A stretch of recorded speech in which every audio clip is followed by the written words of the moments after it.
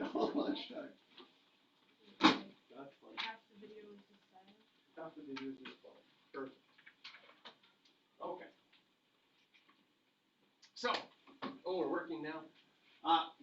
So what factoring is trying to do is it's trying to change adding two things to multiply. And we did this at the end of last class with,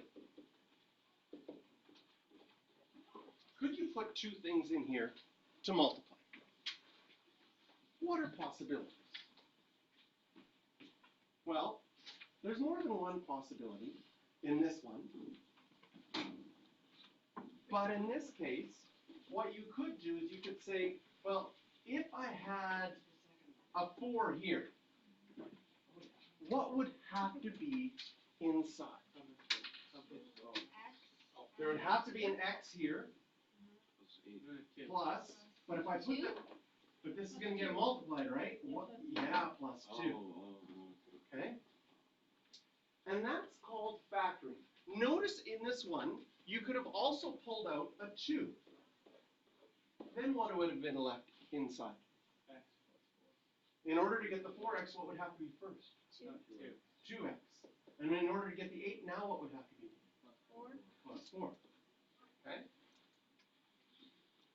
So the question is, if we are factoring, which is the best answer? To get it to the lowest. So which one do you think is the lowest? The lowest. Like, because Less. like in simplifying, right, in fractions you had to have lowest terms. So in factoring, there's one of these two answers is the better one. And the first one is going to be the better one because we want to take out the greatest common factor that we could. So one thing that we're going to look at is we're going to look at the first term and the second term and say, what is the biggest thing that I could take out of both of those? In this case, it would be a 4.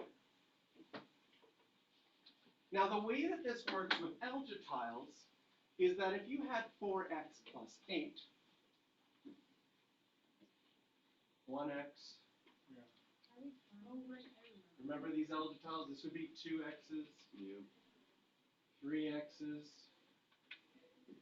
4x's, and then 8. And the question is, could you make a rectangle? A perfect rectangle using 4x plus 8. So there's different ways you could rearrange them. In this case, can you see that this will make a perfect rectangle?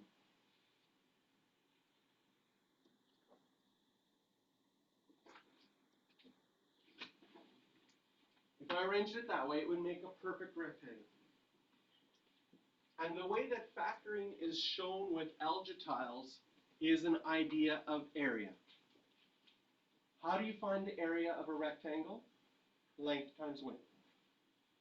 So the area of a rectangle is length times width.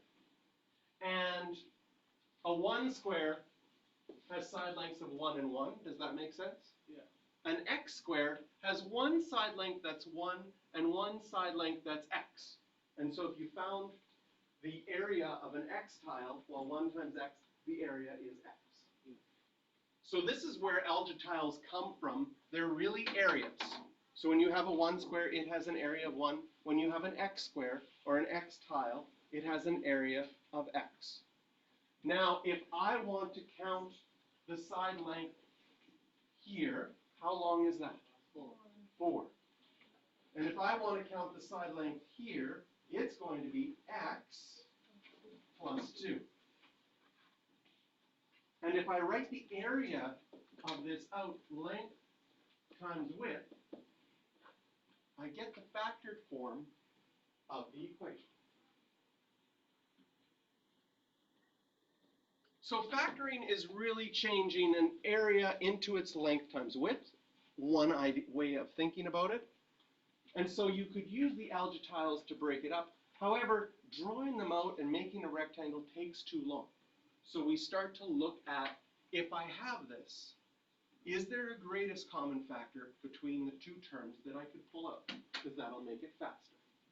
So what happens if it can't make a perfect rectangle, like if it was 3x plus 7? Sure. So 3x plus 7, if you had those, you will not be able to make a perfect rectangle, no matter how you try. And if you think about it, well, you could. The only way that you can make a perfect rectangle is put your 3 x's in a row and then put your 7 right after. And then you would have 1 times 3x plus 7.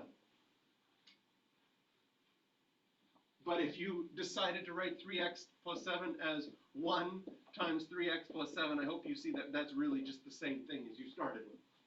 So technically you could make a rectangle, but that would be the only one you could pick. Because if you look at the 3 and a 7, is there a common factor between 3 and 7? No, there's no nice number that divides both 3 and 7, so this one wouldn't be able to factor, and you would just say, it's already simplified, no factoring needed.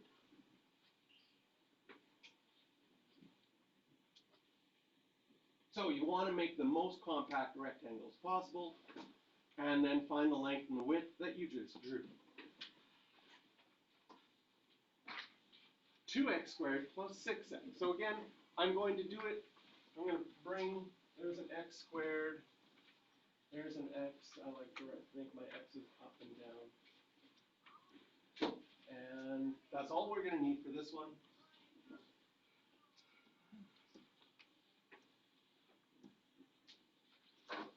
But if you look at it, if you look at the first one and the last one, and look at the numbers, is there a number that divides both 2 and 6?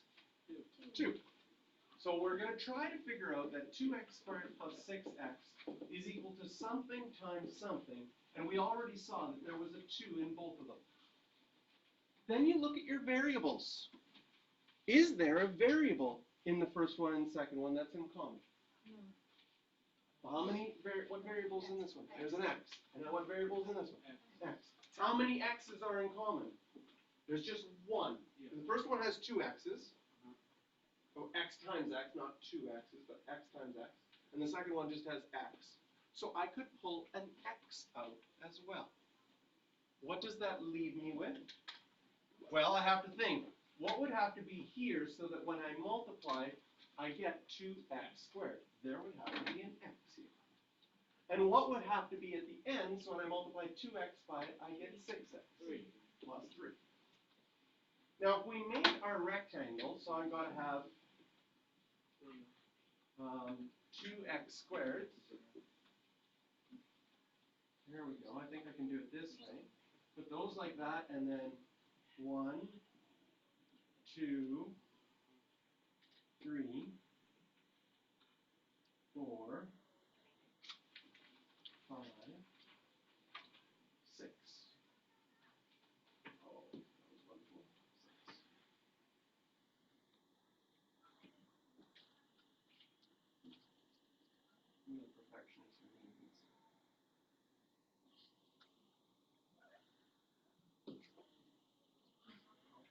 Fighting just a little bit. Close. That makes a rectangle. How long is this side? Well, we have to know that if the x squared tile, if that's an area, and it's a square, does it make sense that this side is x and this side is x? Yeah. And again, the x tile for its area, if area is length times width, one side is 1 and one side is x. So now I made a rectangle. How long is the height? 1x plus another x. How do you add x plus x? You would get 2x. The whole thing is squared, but the side length. This length would be x and this length would be x. So adding them up would be 2x. And how long is this side? 4x This would be x, right? 3x. And then these are each one. plus 3. X plus 3. So the area of this rectangle would be 2x times x plus 3.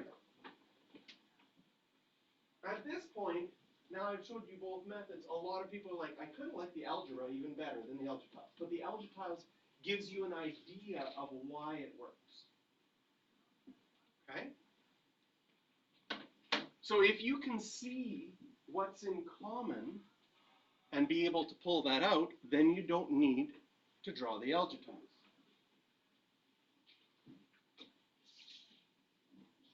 Yes. Maybe. You lose yours? Or just not bring it today? I can definitely make another one if I've used them all up.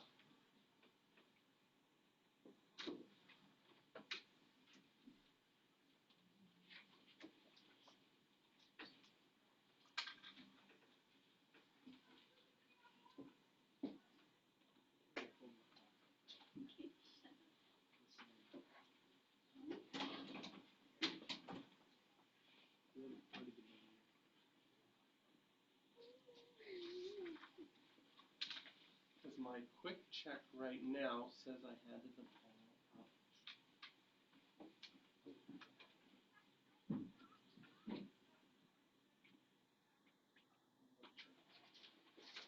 Oh, I found one. Good news.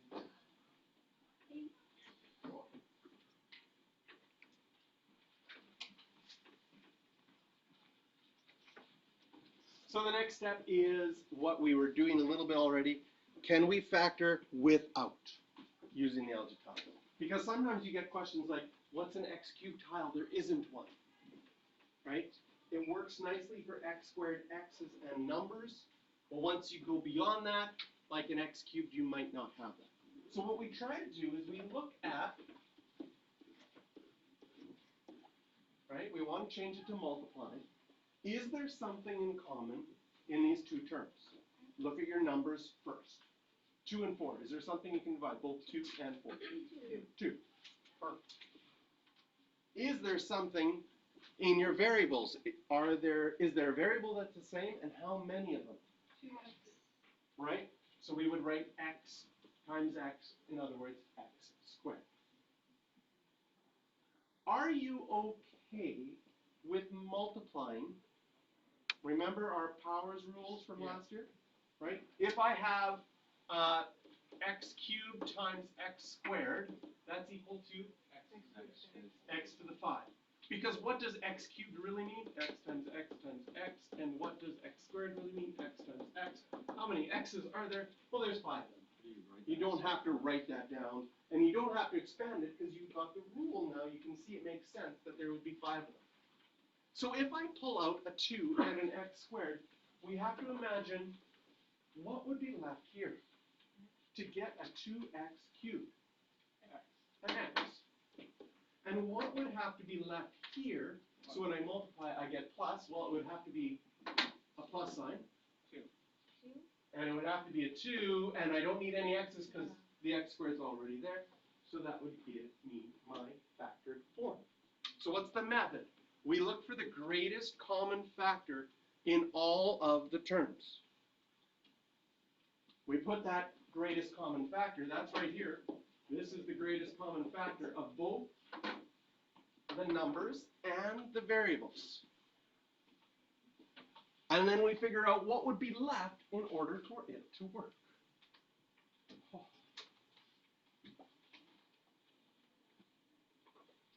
So, there's so much important math that we can do once we can factor. But I can't teach you grade 11 yet. Next. Right? Anytime you factor, what we just did there with multiplying it out, you should multiply it out in your head to double check. Did I get it right? This is one thing that I really liked about math class when I was in high school, is because a lot of the questions, you could check them. And you could be like, yeah, I got it right. I know that I got it right. We did. Whereas some other classes, you're like, I hope this makes sense to the teacher. I think it makes sense, but I don't know if I've explained photosynthesis correctly or even spelled that word correctly. So, one of the things I liked about math. Oh, here we have 3 terms. So if you have 3 terms, you're looking at all 3 of them. is there a number in common in all three? Three. Now the question is about the positive or the negative. Whoops, I don't want to move my 3 that far yet. You could either pull out a positive 3 or a negative 3. That's up to you. If you pulled out a negative, it's going to change all the signs. If you kept it positive, it's going to keep the signs inside the same. Now we look at variables. Is the same variable in all three of them? Yes. How many is in common in all three? One. Just one. So we write 3y. Then we imagine, okay, I would have done 3 times if I had to distribute to get that answer. What would have to be in the first one? Well, in order to get the negative 3, I need negative. Square. Yes. The second one, will the sign be positive or negative? Positive. Positive. And in order to get 3y squared? Y. Last one, positive or negative? Negative. In order to get the 6? 2. I need a 2. In order to get the y? I have it already. So just a 2. Again, once we've factored it, we double check it and make sure that it works. How is this so far? Good. Okay? I mean, it's going to get more complicated. Don't worry. Because this, what we're learning right now, is just one type of factoring. This is factoring out a greatest common factor. Lots of letters. Notice that we have been always starting with the numbers. Is there a number in common that divides 6, 8, and 2? 2. Perfect. Now, is there a letter that's in all of them? B and C.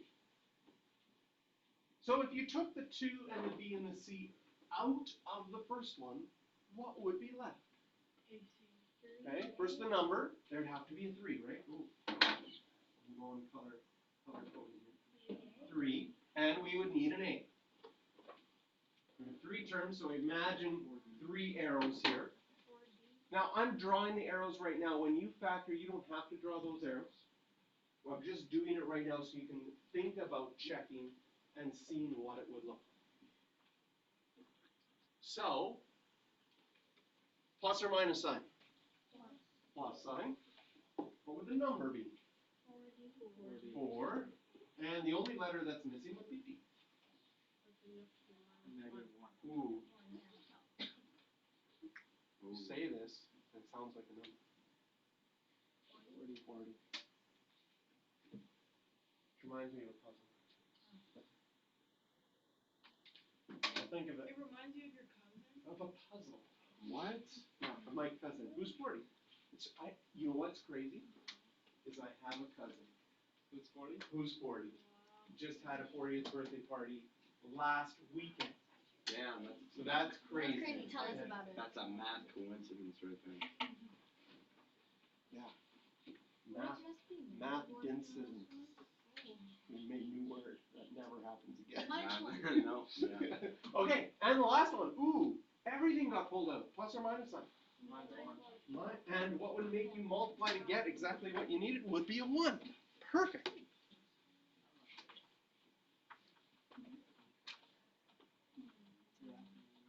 And this idea of factoring, changing from adding to multiplying, is of extreme importance in all of algebra for solving later on. Now, I'll give you, I have to give you an example of why it's so important, so you can kind of understand it. You know how in math you solve for things, okay? X plus 3 equals 5. Let's start off with an easy one. 2. No problems, right? Okay. Let's make it a little bit more difficult. Let's make it something squared minus 6x happens to equal 0. What would it? I'm not even gonna try. Is it a little bit harder to figure this out? Okay? The reason it's a little bit harder to figure it out is because if you add numbers to equal 0 or subtract numbers to equal 0, there's a lot of possibilities. For example, I'm going to pick two numbers in my head. Okay? I'm adding them together. They equal 0. You have to guess what the number, you just have to guess one of the numbers. If you guess one of the numbers right, you win. Okay? No. 9. No. No. 12. I got no. This could take a long time, right? 12. The numbers in my head? 12,632. No. Numbers in my head were 5.1 minus 5.1. Ooh. Okay? Now, what does factoring do? Factoring, let's just factor this, changes adding and subtracting to multiplying. Is there something in common in the numbers? No. But there is an x. So I could take the x out and leave me with x minus 6.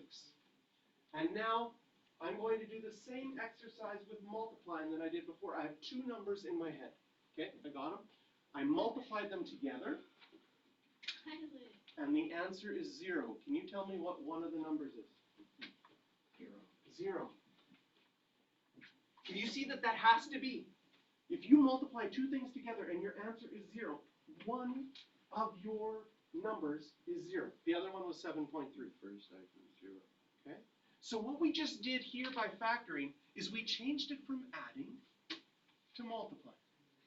And if it's multiplying, right here it's multiplying, and one of them is 0, what happens if this one's 0? What would x have to equal?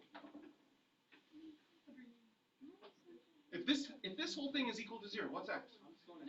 0. If this whole thing is equal to 0, what's x? 0. 6. Okay? Check it out. What's 6 squared minus 6 times 6? Works. What's 0 squared minus 6 times 0? 0. These are the only two answers that work. And this is going to be the power of factoring, because you can now solve things that you couldn't solve easily before. And they get more complicated. But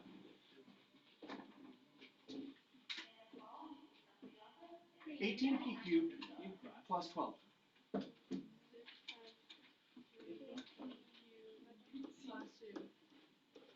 So, there's two terms. Do we have anything in common?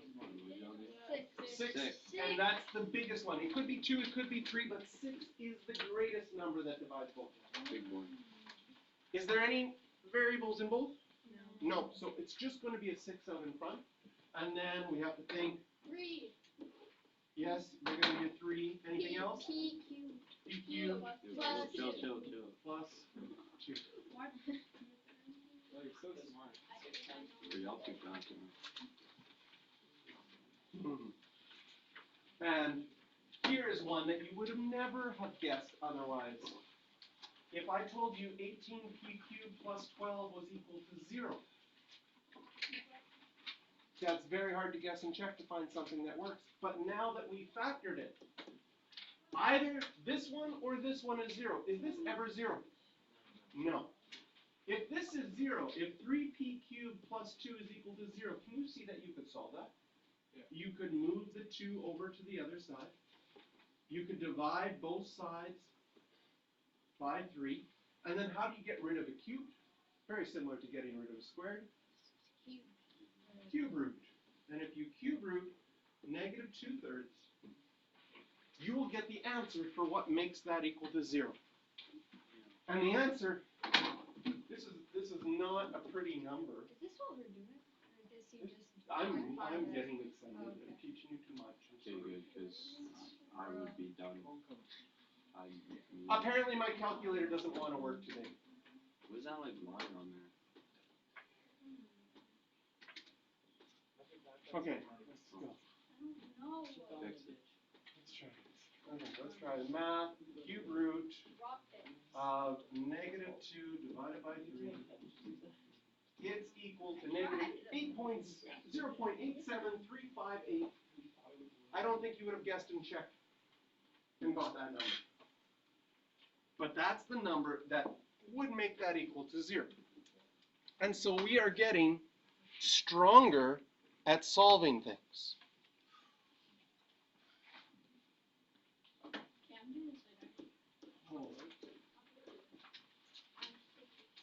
So much fun.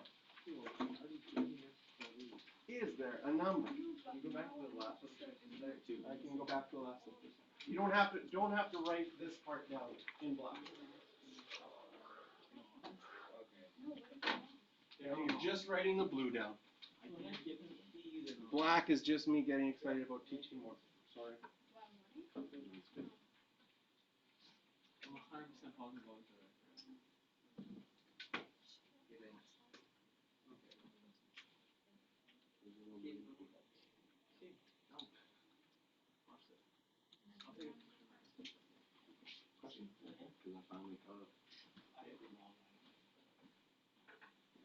You guys see me? No one's kidding. I'm just gonna say that every single one's right.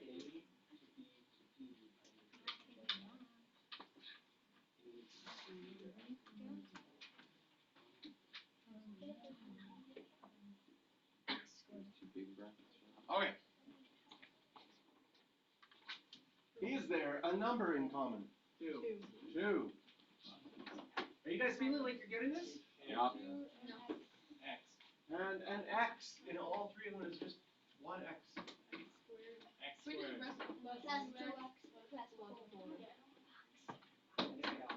So then, once you see the number that divides all of them, you see the variable that's in each of them, then we think what would be left here would be x squared plus sign 2x. 2 and an x and then plus.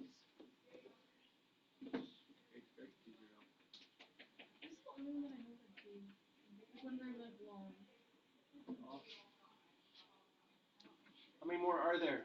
B, E, F. 3. Okay. Want to try the last 3 on your own? Yep. I'll put up the answers shortly.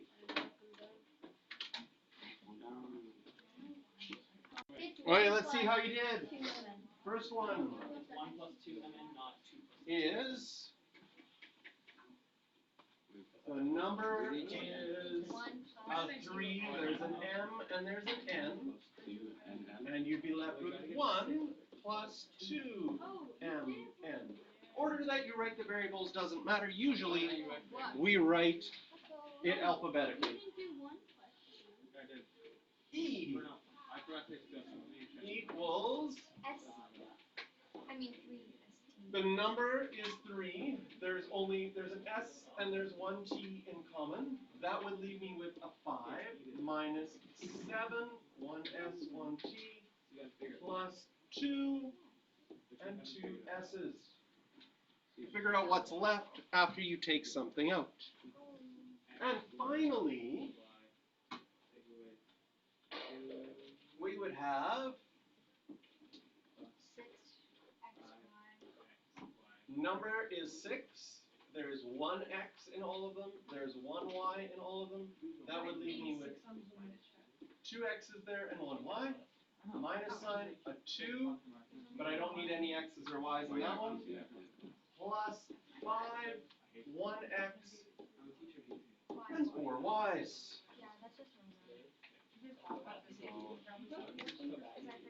Okay, so I can go back.